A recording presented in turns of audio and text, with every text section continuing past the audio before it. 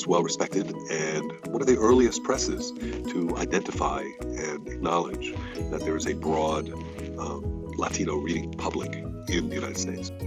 There's a lot of conversation these days about diversity and making books that matter for children that have people of color, and they've been doing it for years.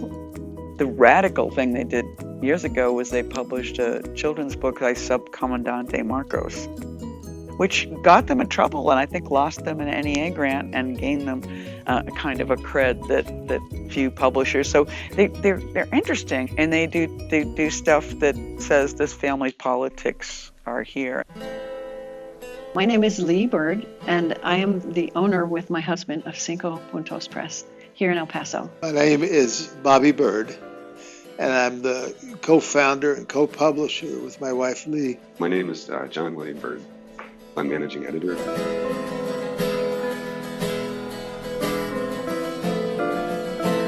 In '94, all about the Zapatistas. The next year we went to the Feria Internacional del Libro, and this lady showed me this book, The Story of Colors, by Subcomandante Marcos, and illustrated by Mestica artist Domi, or Domitila Dominguez. Domi, she likes to go by. I started crying. We can't publish a book like that. How can we publish a book like this? We don't know anything about this guy. We can't do this. We ended up getting a grant from the NEA to publish it. We had kept telling the guy at the NEA, it's by Subcomandante Marcos. You know, the guy with the mask? I wrote Cliff, I said, we want to use this book.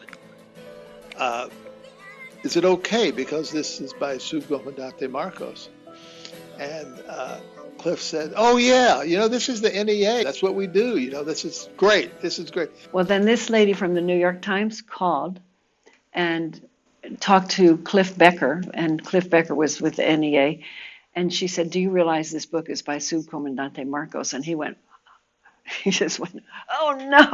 Cliff called me up and said, Bobby, I think we're going to have to withdraw the grant.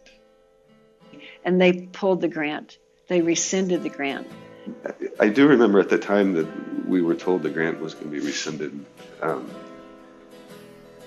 that we're all pretty dejected. The next morning, it's on the front page of the New York Times. NPR, they called us.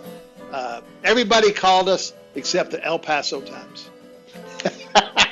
And right away, the Landon Foundation came and doubled the grant. And Sandra Cisneros called and said she would make up for the grant. Honestly, I didn't realize the value of negative publicity previously, and it wouldn't have been as broadly read as it ended up being. Bert and I had been sitting in the office thinking, how are we going to publicize this book? And suddenly, like 5,000 copies out of our house in a weekend. People were calling like crazy, ordering it from all over the country. We sold the whole book, the whole first run in the first couple of days. Well, close to 200,000 books before it went out. I mean, Cinco Puntos, I think they've always been risk takers, but around a story that's meaningful. It's not just doing it to shock or offend. It's because there's a story involved with it that's meaningful to them. I think Bobby and Dee are very thoughtful people. It's in terms when you work with them on a book. And they care about what they do. We want our books to actually mean something and engage readers around the world, but to have a taste of where we live and who we are. So we hope that our books will open doors into other worlds for readers. I don't think I could make the claim that my parents started out with a revolutionary idea. Is they found themselves living in El Paso and listened to what was going on around them, and the more they began to explore it, the more they wanted to share it with the world.